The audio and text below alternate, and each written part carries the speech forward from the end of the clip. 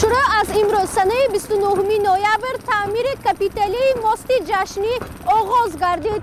کارهای ساختمانی را جمعیت دارای مسئولیتش محدود راه وحدتی ناحیه باباجان غفورов به انجام می‌رساند. کارهای ساختمانی رسا 4 ماه ادامه خواهد کرد. گروهی بیش از 10 نفره متخصصان برای گذرانیدن تعمیر کلی پل جشنی شهر خوجند کار را آغاز کردند.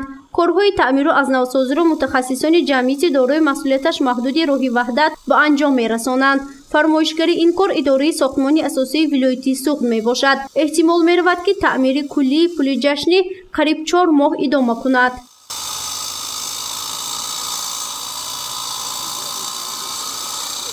پل جشنی شهر خوجند نزدیک 40 سال اینجانی به ساکنان خدمت می رساند و تا امروز باره هم روی تعمیر را ندیده بود.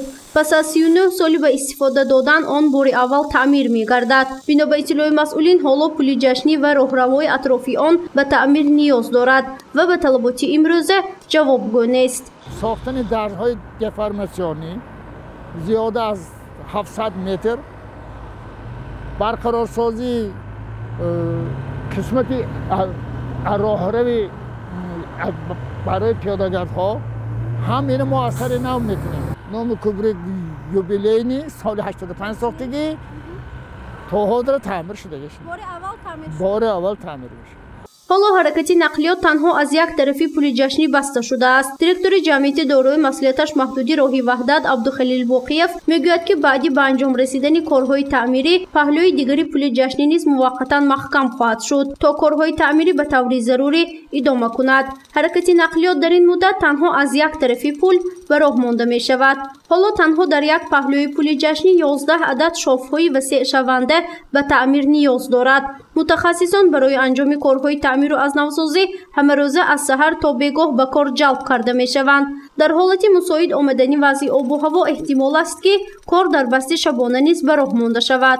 هر یک طرفش به 11 عدد هست. همه ما اثر نو عالیش میکنیم برای اینکه وقت حرکت نقلیات با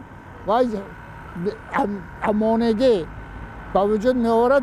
از ضربه های علاوگی به تگیگاه های بالارهای آهن بتون تاثیر میکند. در نتیجه کبرو به صدمه دچار می شود. ساختمان پل جشنی شهر خوجند سال 1983 آغاز شده، سال 1986 پورا به اتمام رسیده بود. درازی آن 330 متر، برش 24 و پهناییش 30 متر را تشکیل می دهد. از دو طرف پل جشنی راهی پیاده‌گرد با پهنایی 2.5 متر موجود می باشد که در نظر است آن هم تعمیر گردد.